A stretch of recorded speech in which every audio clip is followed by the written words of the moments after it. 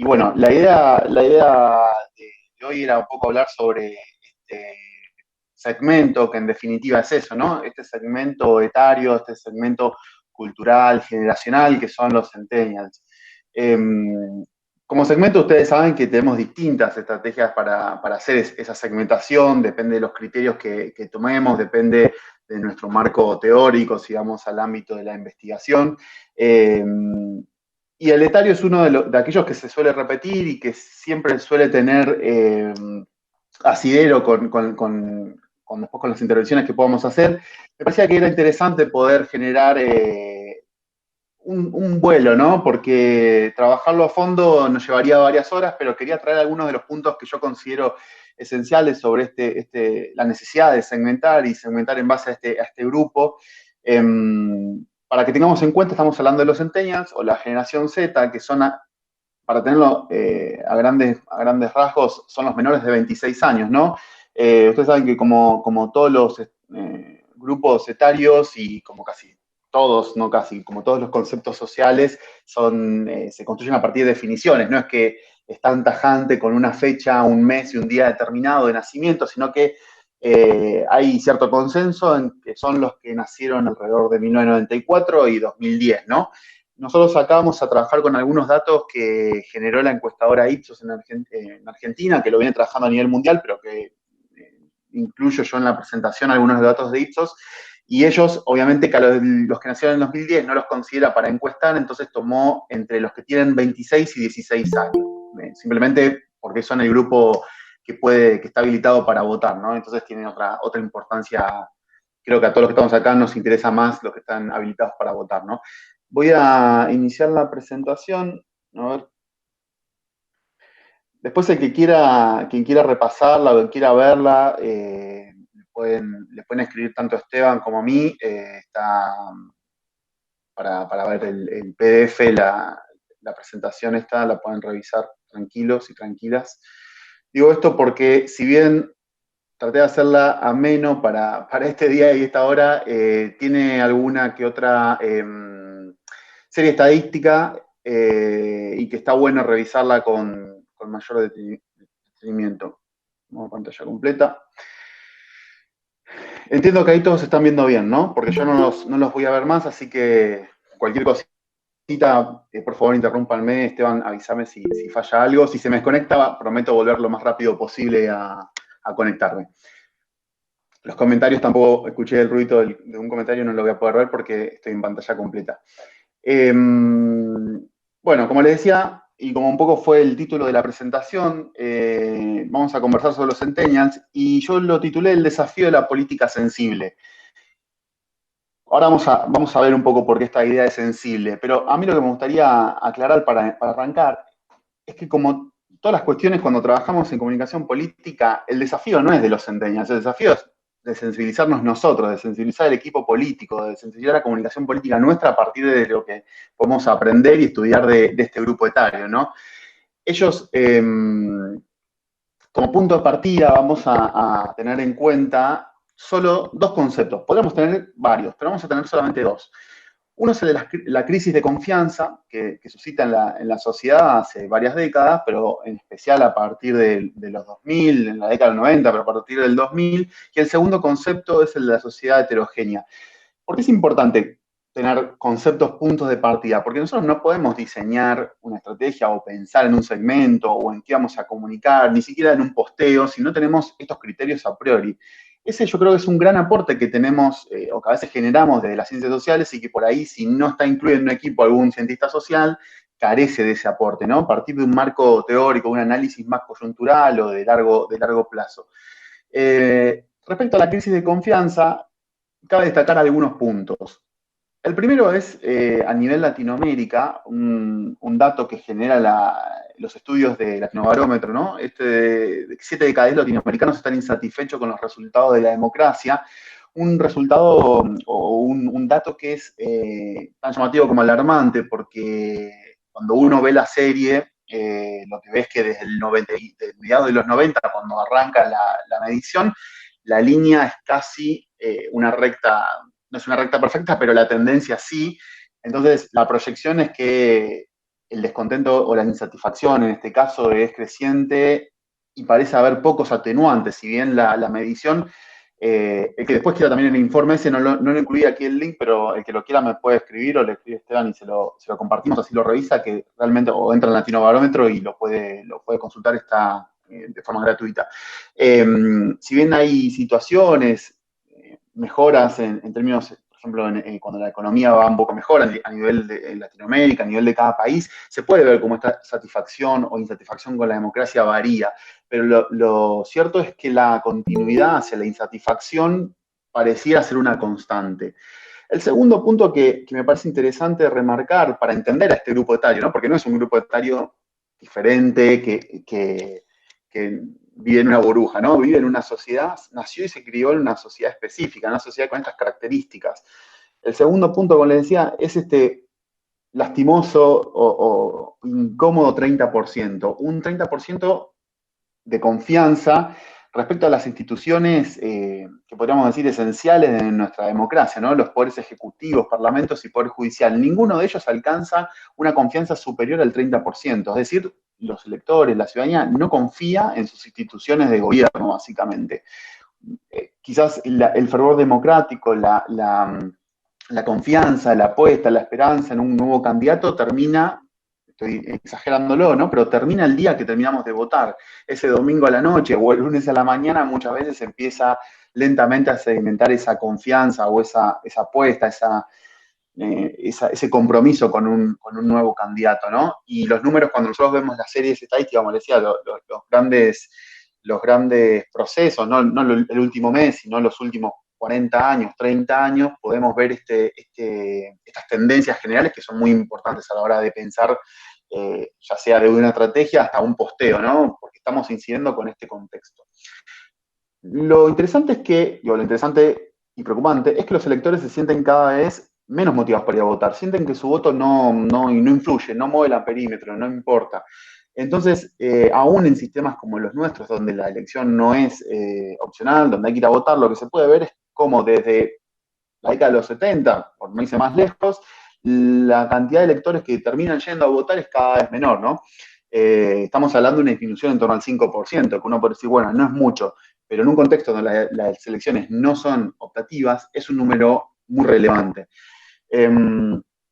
Y el cuarto punto de esta crisis de confianza es esencialmente el resultado de los gobiernos, la materialización de aquellas promesas de gobierno, por lo cual nosotros votamos a algunos candidatos, ¿no? Los resultados de gestión.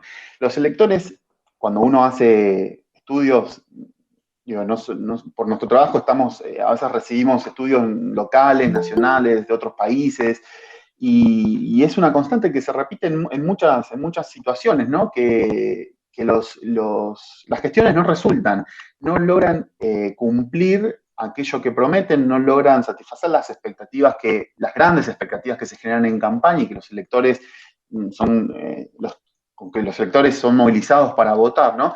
Y a eso se le suma cada vez lo que se da con mayor frecuencia estas crisis, ¿no? Que ya pueden ser económicas, políticas, ahora con el COVID, obviamente que no es responsabilidad de nadie, pero un poco al elector no importa en un punto si es responsabilidad de no, lo que importa es cómo se gestiona, qué se puede hacer con esta crisis. Y la recurrencia de las crisis, sumado la falta de efectividad a la hora de gobernar, generan un ánimo, un estado de ánimo en los electores que digo, es la gran característica que creo que la mayoría de los que trabajamos, investigamos estos temas, coincidimos que tienen lugar. Y eso incide después en la identificación con los partidos, con los candidatos, el apoyo en elecciones ejecutivas o legislativas como entonces el año que viene, donde obviamente, y como suele pasar en los últimos años, en la legislativa suele ir menos gente a votar, hay mayor descontento, el voto se dispersa mucho más. El segundo punto que quería remarcar para pasar de este punto de partida, de este marco general, ¿no? Donde vamos a entender esta segmentación, es la sociedad heterogénea. Un resultado de varias décadas, ¿no? de procesos políticos, pero podemos ver ese reflejo, ese eco de la sociedad heterogénea en las crisis que tuvieron las sociedades, las instituciones intermedias, como son los sindicatos, las mutuales, los clubes de barrio. Digo, no casualmente esas organizaciones, esas instituciones, esos actores de la sociedad que eran ávidos de poder generar sociedad, ¿no? En definitiva, ¿no? Porque eran lugares de encuentro, lugares de lo común, de lo colectivo, donde el individuo era parte de un conjunto. Bueno, en las últimas décadas entraron en una crisis que muchos diagnostican como terminal, ¿no? Que apenas penden de un poco de voluntad actual, política de la sociedad, ¿no? Como esta afectividad que sentimos muchos por los clubes de barrio, ¿no? Pero realmente lejos están de cumplir o de contener las dinámicas que se daban hacia principios del siglo pasado o hacia mediados del siglo pasado, donde eran el punto de encuentro de muchas familias y gente muy distinta entre sí, ¿no? Y a ello se le suma la crisis del estado de bienestar, el ascenso del neoliberalismo. Estamos hablando de un panorama general, no específicamente de Argentina, pero que realmente en Argentina nosotros lo vemos, ¿no? Decía, el ascenso del neoliberalismo, la instauración y asimilación de estos nuevos valores, nuevos entre comillas, pero valores al fin, del mérito, el esfuerzo individual, el logro personal, valores que generaciones como los millennials tenemos bastante, digo, los que nacieron hacia mediados de los 80, tenemos bastante asimiladas, ¿no? Creemos que esto de la meritocracia es algo, o algunos creen que es algo real, que el esfuerzo individual hace la diferencia y que uno solo se puede salvar. Bueno, estas situaciones de crisis como las que vimos actualmente son como la gran evidencia de que eso prácticamente no puede prosperar. Pero esto era solamente el antecedente para situarnos en la segmentación. ¿Por qué segmentar? Bueno, el punto esencial de por qué segmentar básicamente estaba, si bien en los dos puntos, en el último punto podríamos encontrar la explicación o el argumento de por qué segmentar. Estamos hablando de una sociedad heterogénea donde, como decía Stan hace un rato, los grandes mensajes, los grandes relatos, los grandes discursos que le apuntaban a todos sin diferenciar, ya no son efectivos. ¿Existen? Existen, pero no son efectivos. Y a la hora de concretar objetivos, la efectividad siempre es un lugar donde queremos llegar, ¿no? Nosotros vamos a conversar de algunas cosas vamos a aclararlas, pero que muchas parecen ser antiguas, parecen ser de otro paradigma, como vamos a ver después, o parecen ser del siglo pasado, pero ciertamente no desaparecieron. Y yo me animo a decir que no solo no desaparecieron, sino que son la mayor, ocurren en mayor porcentaje respecto a las cosas nuevas. No por nada los discursos que por ahí apelan a cuestiones más novedosas, a este proceso de segmentación de los jóvenes, o un discurso mucho más ayornado, llaman la atención y son mucho más efectivos, pero la mayoría sigue anclado en este pasado. Quizás puede ser un punto interesante, el otro día conversaba con un colega, puede ser también la cuestión de la renovación dirigencial, ¿no? El promedio de edad de los políticos alrededor de 55, 60 años, hombres, blancos, ¿no? Todas estas cuestiones que, digo, el tiempo va a ir haciendo lo suyo, si no es que la voluntad de la sociedad lo hace antes. Pero también esos son letargos que evitan que todas estas cuestiones se aceleren. Pero lo importante de la segmentación, a veces cuando nosotros conversamos fuera de la facultad, fuera del ámbito del trabajo, hay determinadas, y seguramente a ustedes les habrá pasado, hay determinadas palabras que son como llamativas, ¿no? Que tienes que decirlas. Segmentación, personalización de la política, y son cuestiones que realmente están hace mucho tiempo, son conceptos que no son nuevos en la política. De hecho la segmentación existía antes del marketing, pero también después del marketing, de la cuestión de la venta de productos, ¿no? Pero nosotros podemos ver incluso hacia comienzos del siglo XX ya tenemos muchísimos registros de campañas políticas, de propaganda política, donde la segmentación es un factor presente, quizás en menor grado que lo que se puede ver actualmente, pero sí está presente. Lo que era diferente es que esta segmentación se construía a partir de lo que Manet llama los clivajes de la sociedad industrial, ¿no? Varón-mujer, trabajadores por sector, religiosos, ¿no? Depende de la religión y depende básicamente de dónde vivían. Había otros clivajes, ¿no? Campo, ciudad, los clásicos, pero estos eran los que generaban o suscitaban la mayor cantidad de segmentación en esa comunicación. Obviamente que la cantidad de estudios se hacían mucho a nivel intuitivo, ¿no? La profesionalización y la cientificación de las campañas electorales y la comunicación política sí es un fenómeno un poco más moderno. En la Argentina estamos hablando de mediados de los 90, finales de los 90, pero en países como Estados Unidos sí los podemos ver a mediados o digo, un poco antes, un poco después de mediados del siglo pasado. Eh, pero lo que sí es novedoso y que sí es interesante remarcar, y Esteban lo dijo hace un rato, es este carácter de multidireccionalidad que tiene la comunicación.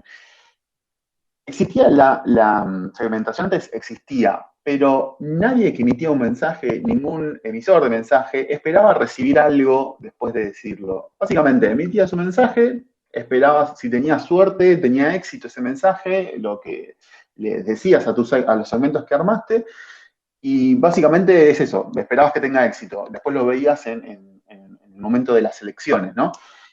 Lo cual es caminar a oscuras, ¿no? Totalmente. Estás echando tu suerte al destino, a ver qué pasa.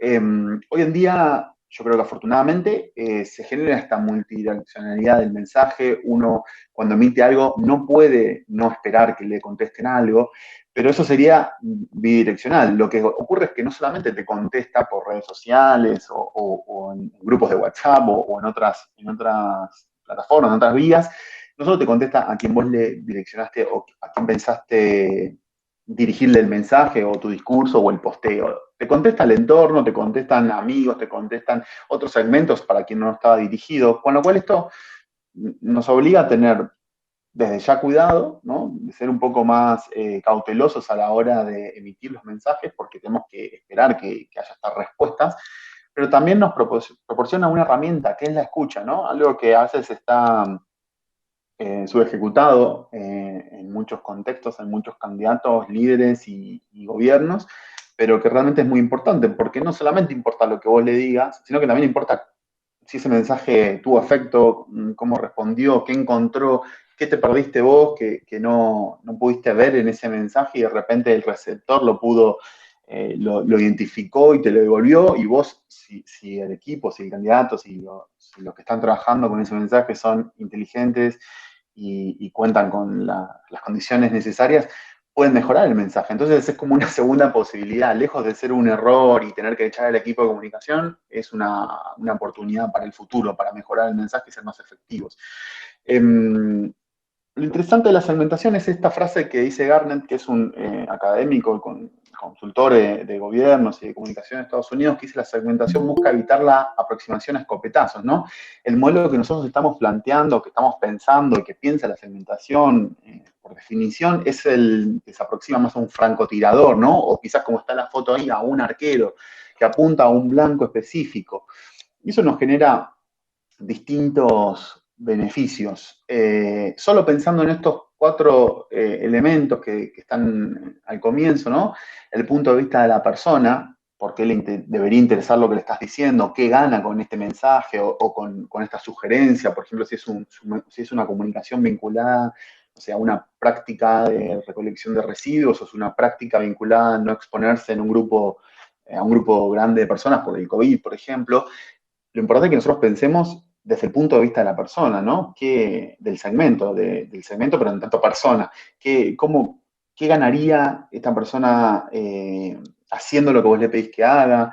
¿Cuáles serían los beneficios? ¿Cuáles serían los costos? Y al igual que pasa en todo orden de nuestra vida, el mensaje suele ser efectivo cuando la persona entiende o sospecha o se da cuenta de que los beneficios son superiores que los costos, ¿no? Porque uno de los que yo considero errores en la comunicación en términos generales de muchos lugares sobre el COVID es que parece que los costos son más altos que los beneficios, ¿no? Tengo que estar aislado, no puedo ver a mis amigos, no puedo ir a comer, no puedo ver a mis padres, no puedo tener mi vida, no puedo trabajar en el caso que tenga que no pueda tener un sueldo garantizado, no puedo trabajar. Bueno, digo, parece que los costos son superiores a los beneficios. Ahí es donde habría que pensar cómo generar este mensaje donde los beneficios estén más evidentes.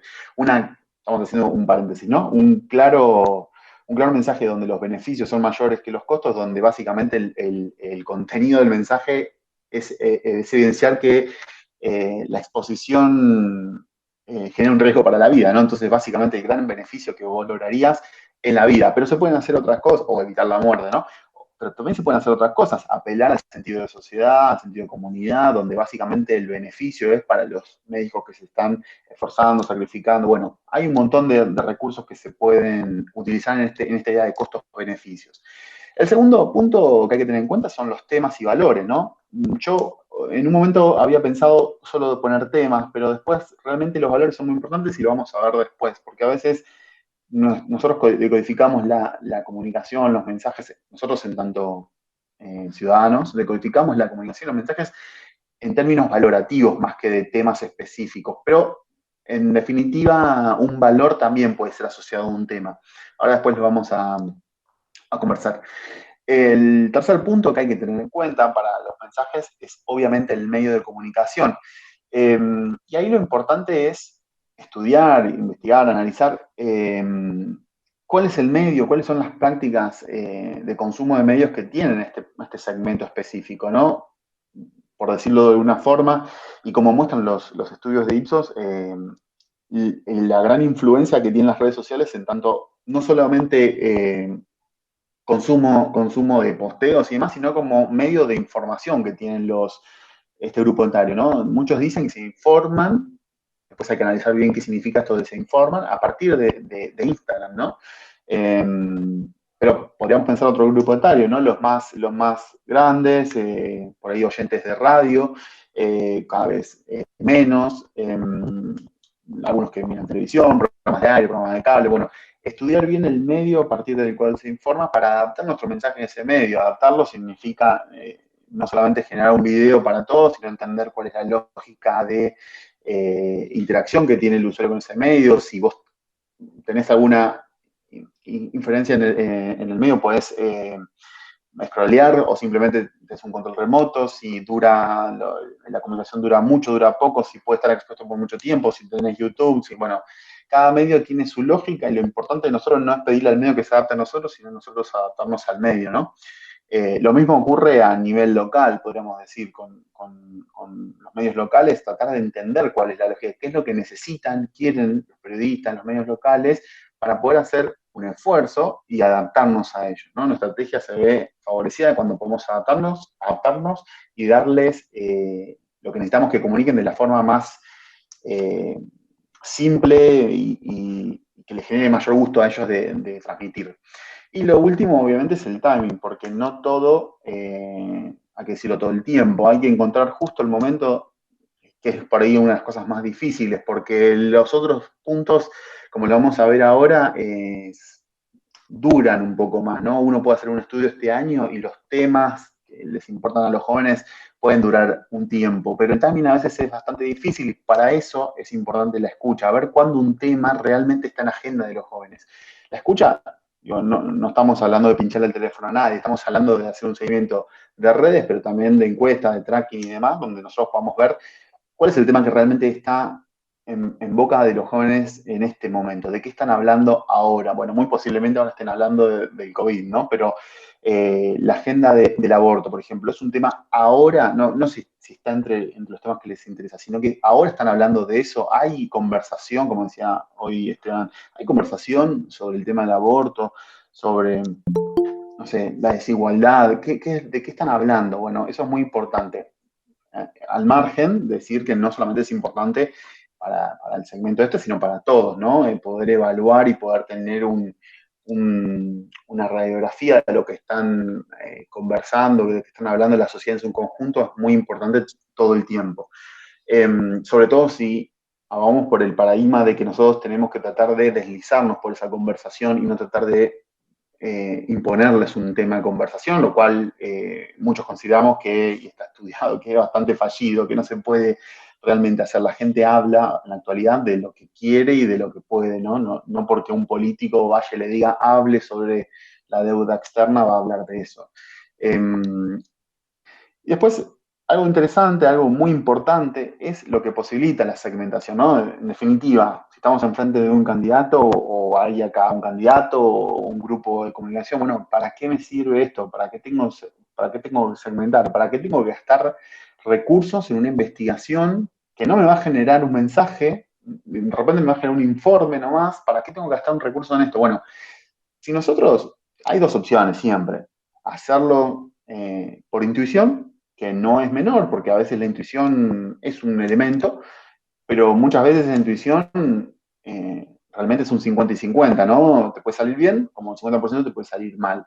La investigación te posibilita que ese 50% no llegue al 100, pero te puede acercar lo más posible, ¿no? Analizando, estudiando, investigando, ver qué de todo esto o qué de todas las intuiciones que puede tener un consultor o un equipo de comunicación o académicos realmente tienen asilo en la realidad. Pero si nosotros pensamos qué es aquello que la segmentación nos posibilita o en qué nos beneficia, hay cuatro puntos que son clave. Hay más, ¿no? Pero hay cuatro que son clave. La optimización de recursos es el primero.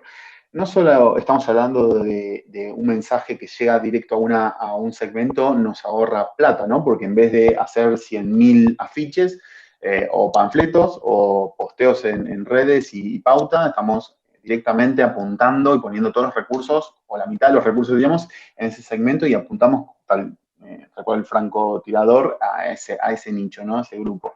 Pero digo, no solamente estamos hablando de dinero, sino también estamos hablando de tiempo, estamos hablando de estructura, de trabajo del equipo, ¿no? De recursos humanos que están invirtiendo y pensando qué mensaje construir. El segundo es que un mensaje bien segmentado y efectivo, ¿no? Al fin evita la percepción selectiva. Básicamente esto, imaginemos que estamos haciendo una campaña, ¿no? Una campaña de prevención no sé, de algo, no se me ocurre en este momento, no sé, de que hay que tomar menos alcohol, por ejemplo. Lo que puede llegar a pasar es que una comunicación que no es segmentada y que intente concientizar sobre que hay que bajar el nivel o el consumo de cigarrillo, por ejemplo, va a llegar a los que ya están enfermos, porque ya están, digamos, interiorizados con el tema, los afecta directamente, entonces están predispuestos a escuchar más sobre el tema. Algunos la negación va a ser más fuerte, y sobre todo va a llegar a quienes por ahí no están enfermos o no siquiera son fumadores, pero son conscientes de que es un problema. Al resto, si nosotros queríamos llegar al que fuma, pero que está negado a escuchar, la percepción selectiva lo que va a hacer es que nuestro mensaje no llegue. Entonces pierde efectividad. Ahora, si nosotros generamos una segmentación específica para grupos de fumadores y entendemos cómo funciona su práctica, ¿no? Su consumo y a qué mensaje ellos son o a qué son más receptivos, qué se están dispuestos a escuchar, a reflexionar o a sentir, vamos a ser mucho más efectivos y vamos a evitar este sesgo. El cuarto punto es el que mencionábamos hace un rato, ¿no? La segmentación nos permite incidir en esta percepción de costo-beneficio, mucho más que si nosotros hablamos a un público general. Porque si nosotros le hablamos, por ejemplo, al grupo de fumadores respecto a los costos-beneficios que tienen dejar de fumar, es mucho más efectivo hablarle de la necesidad de mejorar su salud, de evitar la muerte a un grupo que ya está fumando, que a alguien que ni siquiera está fumando. Porque alguien que ni está fumando, por ahí, si estás dispuesto a escuchar el mensaje, sí, lo vas a entender y quizás lo compartís, pero si no estás dispuesto a escuchar el mensaje, son recursos que se gastan y no hay un beneficio para ese. Yo, por ejemplo, no fumo, para mí no hay un beneficio en esa comunicación. Puede estar buena, mala, la paso. Y es un recurso, digamos, que no sirvió para comunicarme nada, ¿no? A mí no me interesa, digamos. Y el último punto, y no menor, es el de humanizar los mensajes. Humanizar el mensaje tiene que ver no solo digamos, con quienes lo protagonizan, ¿no? Un rostro humano y demás, sino que tiene que ver con que ese mensaje le llegue a la persona del segmento. Hay un error que es bastante habitual, que yo no sé bien por qué es que se sigue repitiendo, porque se supone que si uno piensa todas estas cuestiones, hay muchos procesos que ya están dados, ¿no? No debería pasar, pero sin embargo pasa, que a veces nosotros decimos, bueno, voy a armar un segmento para encontrar ese grupo que le interesan cosas compartidas, ¿no? Hacia adentro. Sin embargo, cuando nosotros generamos la comunicación, le seguimos hablando en tanto segmento. Y sí, está, digamos, técnicamente uno puede decir, bueno, está bien que le hables a los jóvenes porque son jóvenes, pero de repente nos estamos pensando en un paradigma donde la comunicación debería entender que la sociedad es cada vez más heterogénea, está cada vez más individualizada, ¿no? Donde el registro es personal, entonces la comunicación es más efectiva cuando te habla como persona, donde te habla a vos, no, ustedes los jóvenes que les gusta andar en patineta, votenme, digo, son cuestiones que por ahí uno la exagera, ¿no? Pero que son bastante habituales, ¿no? Bueno, le voy a hablar a ustedes las mujeres, ahora le voy a hablar a todos los jóvenes, a los viejos, y la verdad es que no se termina de entender la lógica, claramente está mal aplicado, ¿no? Porque aún si ya pasamos una etapa que es la de generar los segmentos, no generamos un mensaje con rostro humano y dirigido a un humano, a una persona, ¿no? Porque, como decía Esteban hace un rato también, la idea de humanizar los mensajes, de que la experiencia sensible sea un refuerzo a ese mensaje, es de vuelta, es un recurso que está subejecutado, no hay mucha comunicación. Se espera que la comunicación por sí sola genere un efecto amplio y nos olvidamos que por ahí el mayor efecto se consigue con la experiencia sensible, con lo que vimos cotidianamente, con la realidad que ese centennial y que ese joven tiene a diario. Hablemos un poquito específicamente sobre los centennials.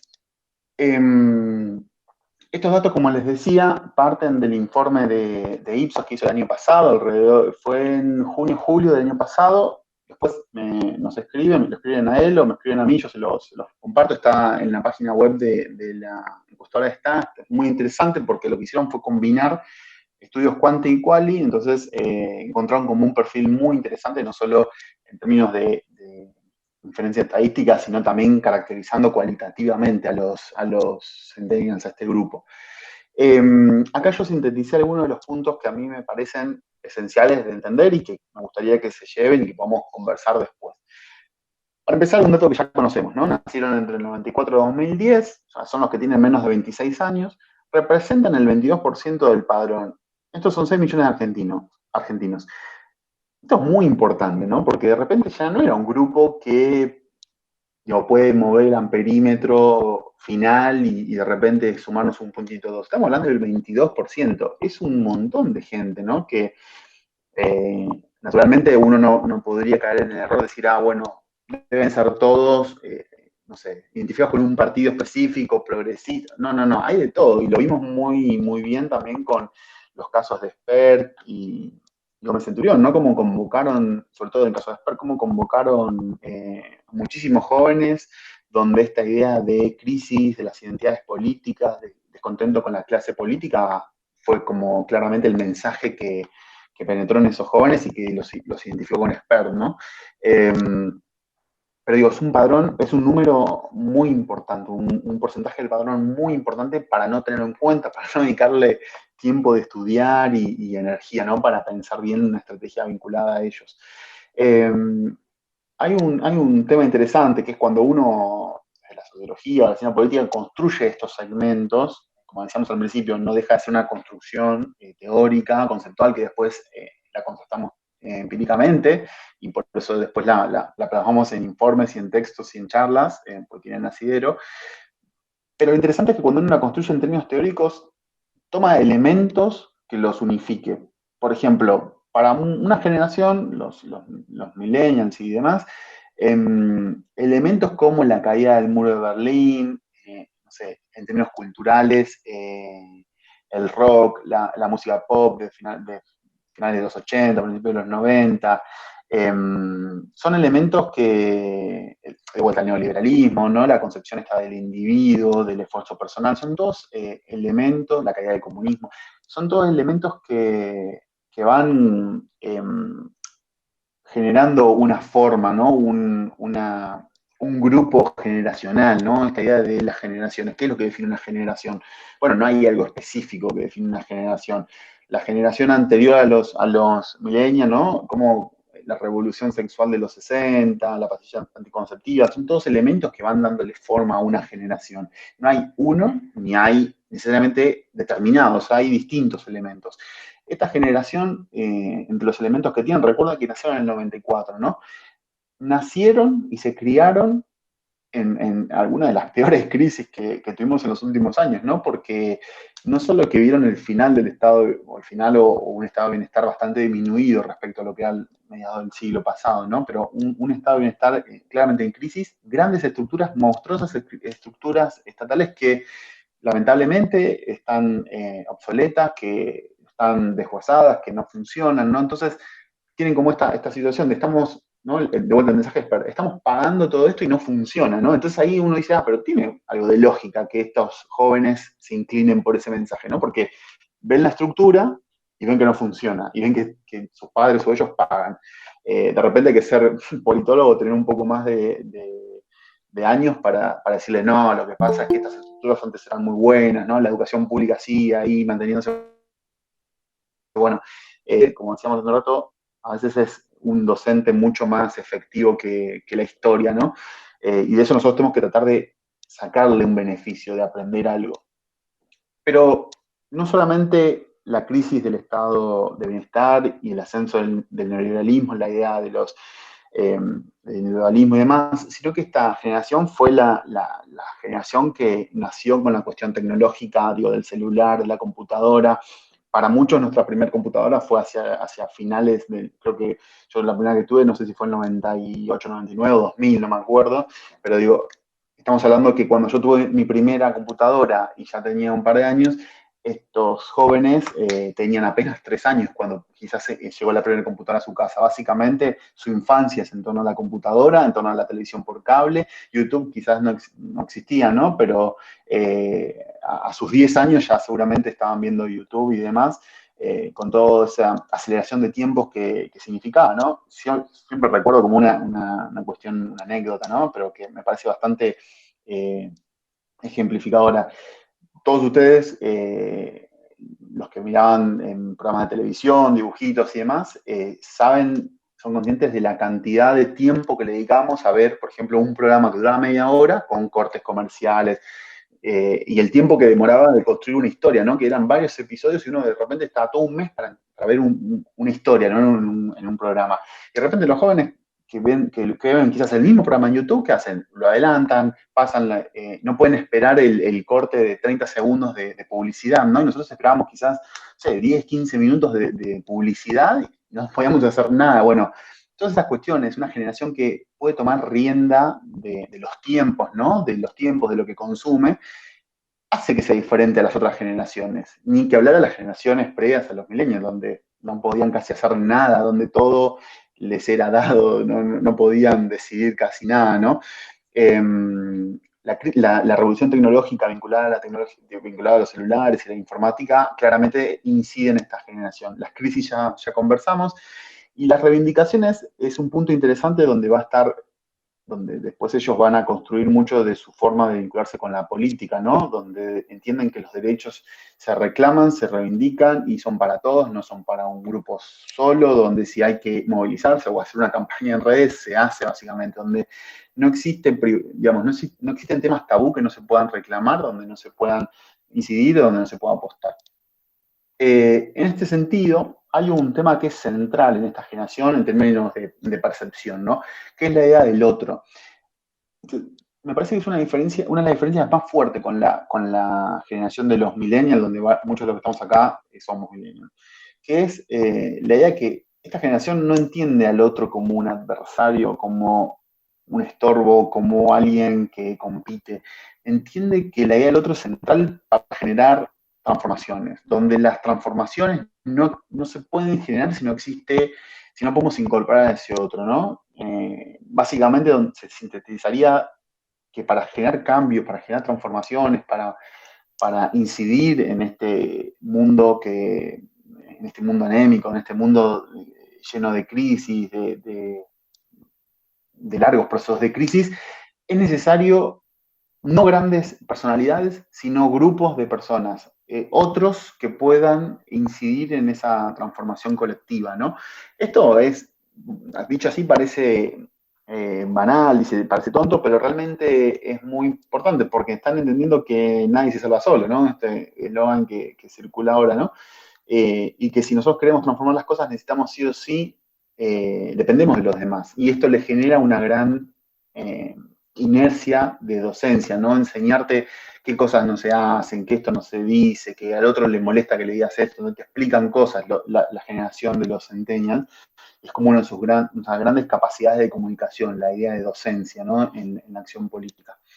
Y como autopercepciones, Ipsos identificó algunos elementos.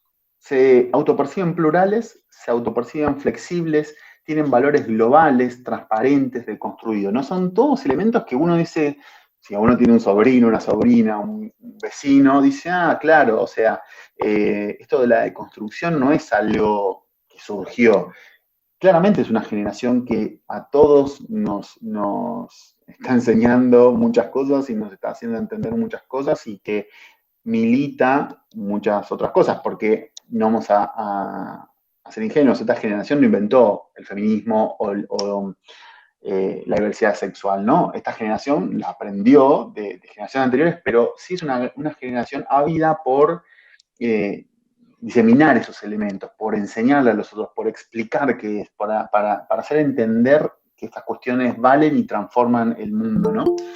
Eh, Interesante también la idea de la política.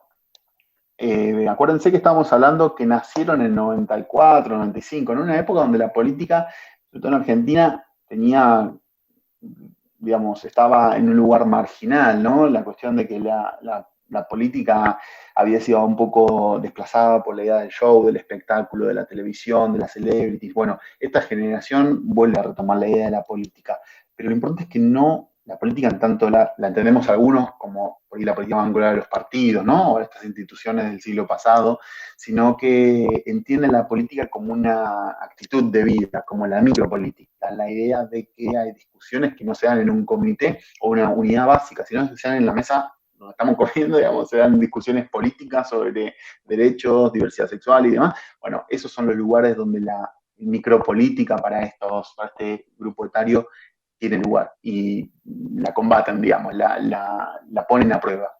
Y el último punto, antes de pasar a la próxima ficha, es uno de los que para mí hay que detenerse en varios momentos y pensarlo. Digo, los varios momentos a la hora de pensar una estrategia, que son las causas.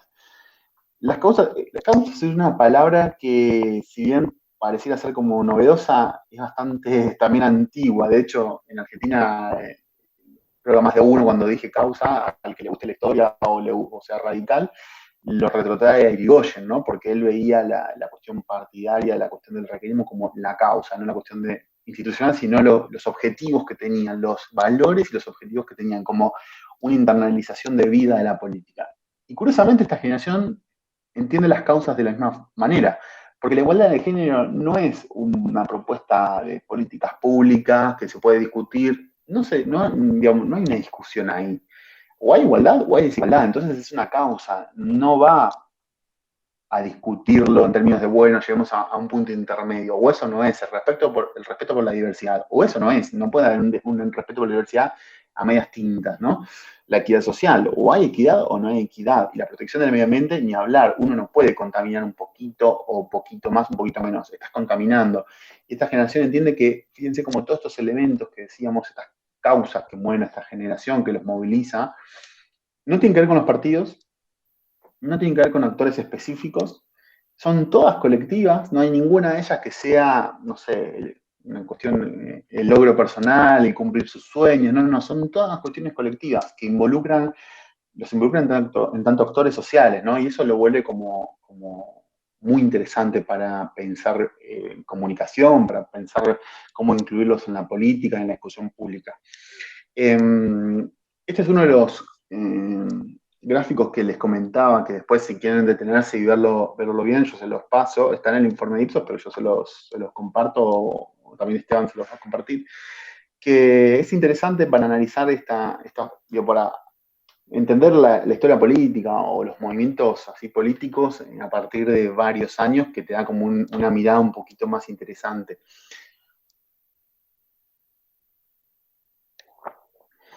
Lo que quiero que digamos, veamos rápidamente es la línea roja del gráfico, ¿no?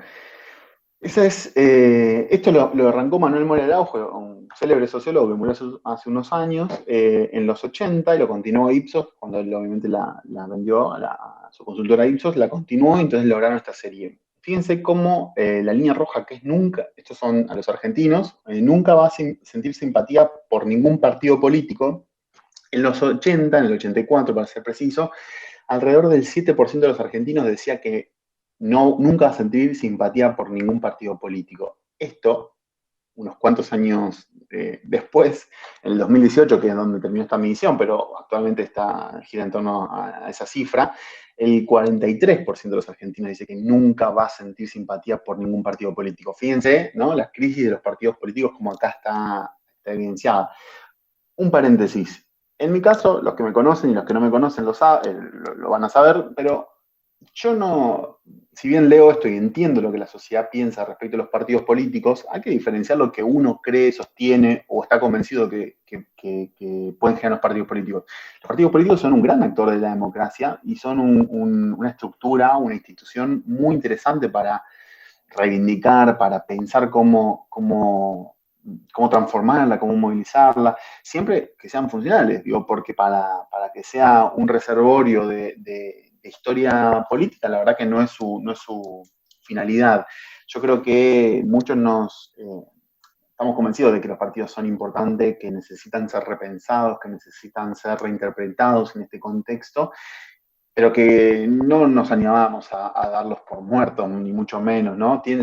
Como todas las instituciones intermedias, tienen un rol muy interesante que hacer, que es el ámbito de generar discusiones, ideas, usinas de contenidos, usinas de líderes, ¿no? Creo que no está ocurriendo, pero deberíamos apostar a hacerlo. Y desde la comunicación hay mucho para hacer respecto a eso, hay mucho para trabajar. El problema es que la llave de los partidos bueno, nada, está bastante escondida en estos casos, pero sería interesante que, digo, con el paso del tiempo y si a alguno le toca la oportunidad, repiense eso y nada, y le preste atención a estas instituciones que son muy relevantes. Pero volviendo a la información que nos propicia Ipsos y que nos da una radiografía de cómo ven los argentinos ciertas cosas, fíjense también la otra línea, la celeste, no, perdón, la azul, la que está abajo de la celeste, que es afiliado. En el 84 vamos a ser generosos, ¿no? Casi el 30% de los argentinos decían estar afiliados, Por ahí había realmente más o menos, pero decían estar afiliados. Sin embargo, en la actualidad es alrededor del 5%. ¿Qué quiere decir todo esto? ¿Los partidos importan? Seguramente importan un montón, pero no es algo que a los argentinos, en tanto electores, lo vayan a alterar su voto. De hecho, cuando actualmente estoy trabajando en la provincia de Santa Fe y esto es casi los mismos datos, donde uno le pregunta la estima por algún partido y puede ser alta, pero a la hora de decir, ¿te importa? ¿Es una variable que vos tendrías en cuenta a la hora de votar? Cero.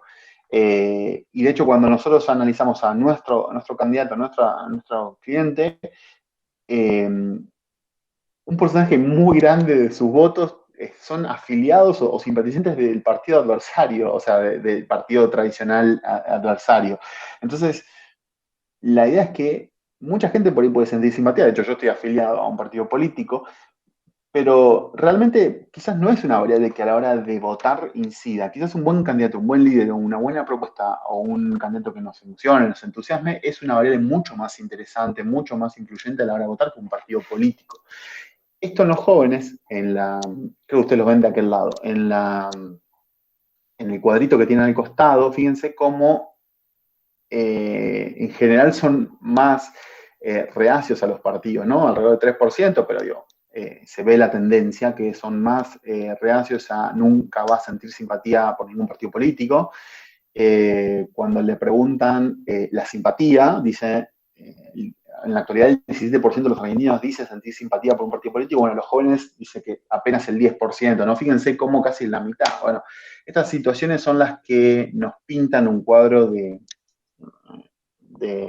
situación sobre los jóvenes y su vínculo con la política. De vuelta, para vincularlo con lo que decíamos recién, ¿les interesa la política? Sí. ¿La política partidaria? No. Bueno, entonces ese es un desafío para nosotros pensar y para los políticos pensar cómo le hablamos a quienes dicen y practican política, pero por fuera de las estructuras habituales donde la política tiene lugar.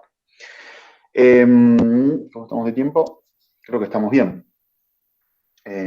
Cualquier cosa, Esteban, decime si estamos cortos y les meto pata. Eh, Esto es lo que le hablaba al comienzo de los paradigmas de la comunicación, ¿no? No tanto como un paradigma de la comunicación, sino paradigmas para la comunicación política. O sea, entender un paradigma, hacernos un cuadro, un diagnóstico del momento para entender cómo comunicarnos, cuáles son los desafíos que tenemos. Yo acá básicamente armé dos paradigmas, resumiendo parte de la discusión teórica. A los que sean estudiosos académicos me van a perdonar la síntesis, ¿no? Pero era necesario hacer una síntesis grande de esto. Básicamente tenemos como dos paradigmas muy interesantes para entender y cuando lo entendamos vamos a ver que son bastante actuales y cohabitan, ¿no? El paradigma donde básicamente los políticos entienden que el poder parte de un cargo, ¿no? De un poder formal, que es exclusivo, que la comunicación es exclusiva de ese poder, solo habla quien es diputado nacional, solo habla quien es presidente, solo habla quien es concejal, ¿no? El poder y la comunicación giran en torno a un escritorio, a una oficina, a un despacho, a un cargo. Y lo loco, o lo interesante, es que desde ese lugar, bajo ese paradigma, hablan. Y hablan en torno a yo que soy concejal, yo que soy presidente, yo que soy, digo, escúchenme. Digo, ¿por qué está dentro del paradigma antiguo? Porque hoy nadie genera, digo nadie, muy pocos de actores, de la sociedad civil, personas, electores, respetan el poder o entienden el poder así. El poder, como dice Dick Morris, consultor de Bill Clinton, se pierde y se gana diariamente. Es una cuestión para pensarlo en términos de cuotas, ¿no? Uno debería pensar qué hice hoy para conservar y aumentar la aprobación, la imagen positiva, la credibilidad, ¿no? Diariamente. Son elecciones, una campaña permanente que se da en términos diarios, cotidianos. Eh, es evidente que la comunicación genera poder, ¿no? Creo que si estamos en este espacio todos ya entendemos eso. La comunicación genera poder. Por eso los liderazgos políticos son importantes y por eso nosotros tenemos que tratar de mejorar esos liderazgos políticos, esas habilidades de comunicación que tienen los liderazgos políticos. ¿Por qué puse en negrita y subrayé y remarqué como con todos los recursos posibles el mejorar? Porque no se intenta de crear candidato, no se intenta de vender un candidato, como algunos dicen. Lo que se intenta es comprender lo que el candidato tiene, lo que el líder tiene, y tratar de mejorarlo. Es como la cocina, el que le guste cocinar va a entenderlo muy simple. Uno tiene una papa y cebolla. ¿Cómo llevas eso a un mejor lugar? Agregándole un poco de sal, un poco de pimienta, no sé, cocinándolo con aceite de oliva. Bueno, digo, ¿cómo llevas eso a un nivel mejor? Bueno, de eso se trata también la consultoría política y los trabajos con los líderes políticos. ¿Cómo hacemos para mejorar un poquito? O un poquito o mucho, ¿no? Pero nunca impostar, nunca decir cosas que el candidato no sienta, no respete, no avale, porque después termina siendo contraproducente, ¿no? Estamos en este nuevo paradigma en donde la información no alcanza. Necesitamos para nosotros decir algo, para construir nuestro mensaje, lo más importante, más que lo que escribamos, es escuchar al otro. El mensaje tiene que partir de la escucha, no de lo que dice. Volviendo con lo que decíamos al principio, ¿no? La importancia de que nosotros escuchemos bien a nuestro segmento, a nuestro grupo, a nuestros electores para poder decir algo. Para ir cerrando, quería plantear un poco estos 5 puntos esenciales para trabajar. De vuelta, yo les pido disculpa para el que lo sienta como algo malo, la síntesis, ¿no? Pero a veces las síntesis son muy, muy positivas y valen mucho, porque digo, esto es un camino de formación constante. De hecho, para los que ya somos recibidos y hace algunos años y bueno, nada, seguimos formándonos y trabajando en el ámbito de la consultoría, la formación es constante y la síntesis es necesaria, pero con esto, digo, dentro de un tiempo este PowerPoint seguramente va a caducar porque la dinámica social es tal que afortunadamente las cosas están en constante movimiento y hay cosas nuevas y de repente dentro de poco vamos a estar estudiando la próxima generación. Ya los centenios no van a hacer cosas del pasado, digo, van a ser vivos, pero vamos a estar enfocados en una generación nueva. No sé con qué características, ¿no? Pero siempre es interesante eso, no hay que tomar nada como leyes estáticas y la verdad absoluta, todos estamos aprendiendo, estudiando, aplicando, viendo a ver cómo funciona, y esa actitud es muy importante incluso para los candidatos, para los líderes políticos, entender que no tienen la verdad, que son verdades relativas, que son verdades coyunturales que hay que aprender y escuchar siempre los contextos. Vamos a los 5 puntos que yo creo esenciales en relación a la segmentación, en relación a los centennials como grupo etario de segmentación. El primero incide en la segmentación en los centennials, que parece que no, que es la profesionalización de la comunicación. Si nosotros no tenemos una comunicación profesional, un equipo, un diagnóstico, un equipo, alguien que se encargue, un grupo de personas que se encargue de los elementos de comunicación de un partido, de un gobierno, de un candidato, de un líder, de una institución, vamos a fracasar, digamos. No hay, lamentablemente la experiencia no indica lo contrario. Si no existe ese elemento tan importante como es un equipo, no se llega a un buen puerto. El diagnóstico, los objetivos y los balances son necesarios. Si nosotros no partimos de un objetivo, de esto, de unas premisas, aunque sean 2 o 3, pero de alguna tenemos que partir para poder generarnos un marco teórico con el cual armarnos, ¿no? Para poder incidir en los análisis, para incidir en la construcción de los objetivos. El objetivo o los objetivos son importantísimos, porque nosotros si no nos ponemos objetivos hacia dónde llegar, nunca vamos a saber si lo que hicimos valió o no. No tenemos un parámetro para medirnos. Bueno, y los balances a nivel personal y profesional son una de las cosas más difíciles de lograr, ¿no? Porque el balance conlleva identificar qué se hizo mal y qué se hizo bien. Y a veces en política es muy difícil hacer balances donde se encuentre un error, porque a veces el error, por candidatos más tradicionales, es penado severamente, no en tanto consultoría, sino en tanto equipo de trabajo, echándolo, retándolo, castigándolo. Y son esas cosas que la verdad es que si los líderes y los candidatos pudiesen entender que los balances son necesarios y que de los errores se aprenden, cambiarían mucho su performance, ¿no? En términos de comunicación y de hacer política. El segundo punto, esencial para trabajar, es entender esto de vuelta de las causas. Los centennials se comprometen con causas. Olvídense, entre comillas, de hablar de los centennials en términos de partidos políticos, de pertenencia partidaria, de ideología en términos de partidos, de historia política partidaria. Eso ya no entra, no interesa, no importa de esta fila. Lo importante es cuáles son tus causas, que las causas que tengas como líder político, como institución, son las mismas que tengo yo, que tu comunicación de gobierno tenga perspectiva de género, que tu comunicación de gobierno tenga perspectiva o tenga una agenda medioambiental, ¿no? Obviamente que no solamente sea en términos comunicativos, también que tenga, si sos una comunicación, si sos un gobierno, que tenga un impacto real, no solamente que hables en términos de perspectiva de género, sino que también lo apliques en hechos reales, ¿no? En tu staff, en tu política pública, bueno, y demás. La agenda global es el tercer punto esencial para trabajar, entender, salir un poco del micromundo político. Yo sé que a veces no solo a los políticos les pasa de estar en el micromundo, cuando muchos empezamos a trabajar con algunos candidatos, es como una inercia bastante habitual el meternos en su micromundo, en el conventillo político, ¿no? No, si el otro le dijo, no, que si es, no sé, si es un lugar de gobierno, no, porque estuvo imprimiendo muchas hojas, el otro se roba la lapicera y que está haciendo alianzas, operando por... Bueno, ese micromundo es apasionante para todos los que nos gusta la política y entendemos que esas dimensiones son importantes, pero a los empresarios no les interesa, en general a los electores no les interesa. Lo que es importante es salir de ese micromundo, poder pensar en expandir las agendas, que no solamente son de acto en acto, sino que son agendas globales. ¿Y qué son agendas globales? Estos temas que son tanto colectivos como mundiales. El tema medioambiental, el tema de la diversidad sexual, la perspectiva de género, agendas culturales. No estamos hablando solamente de cultura en tanto de teatro, cine, estamos hablando de cultura en tanto prácticas sociales y distintas, ¿no? Distintas prácticas sociales, no solo las institucionalizadas. ¿Qué es lo que hace? Cultura es lo que hace una sociedad. Bueno, entender qué es lo que hace, qué es lo que genera interés, qué es lo que los moviliza en términos de prácticas sociales.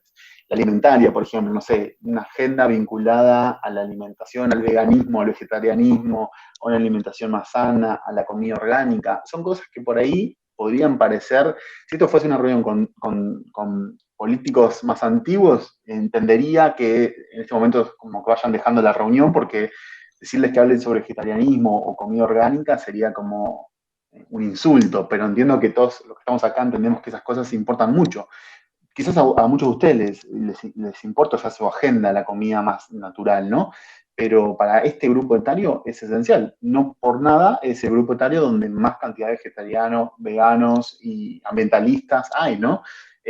Son temas, no es una práctica que está de moda, es una esencia de vida, porque para ellos ser vegetariano, ser vegano, es una forma de ver el mundo, es una forma, fíjense cuando ustedes conversen con este grupo sobre este tema, van a ver que no solamente es una cuestión de alimentación, sino es una cuestión de sustentabilidad del medio ambiente, de emisiones de gases de efecto invernadero, bueno, tiene toda una un entramado mucho más grande y tiene que ver con esto de las causas, no solamente una postura, bueno, es una causa de vida ser vegano, vegetariano o comer comida orgánica, ¿no? Es muy interesante para tenerlo en cuenta. Y es muy interesante para que también los candidatos se interioricen con esto, no solamente el equipo de comunicación. El cuarto punto, una frase que podríamos haberla reinterpretado de Perón, la única realidad es la percepción de la realidad, ¿no? No es ni la verdad ni lo que creemos de ella, sino que la percepción que tienen los electores, los ciudadanos, los centennials de esa realidad.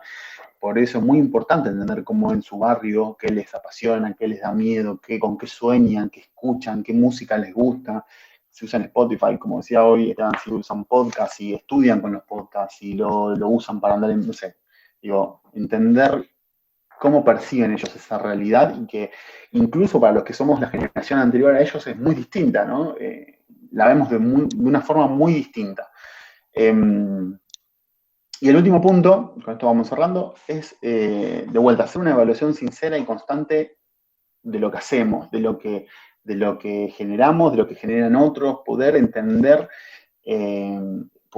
entender y generar, nutrir, fortalecer los instrumentos de navegación, ¿no? Esto que a veces se dice, estamos haciendo campaña o estamos comunicando sin instrumento de navegación, estamos tanteando en la oscuridad. Bueno, es importante que vayamos encontrando los instrumentos que mayor eh, efecto o que mayor utilidad nos genera, porque quizás en algunos no es el mismo, no es el seguimiento de redes, quizás es un tracking, quizás es llamadas telefónicas a un grupo, ¿no? Si estamos hablando de abuelos, quizás, ¿no? Estamos aplicando los instrumentos que necesitamos para entender ese segmento.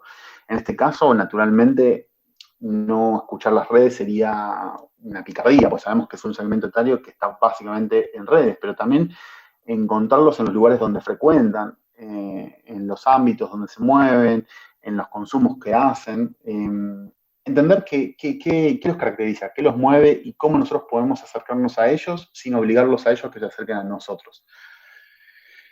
Lo último que quería decir, sí, lo último es esta frase de Martin Luther King Jr. que dijo en el 63, la rebelión es el lenguaje de los no escuchados.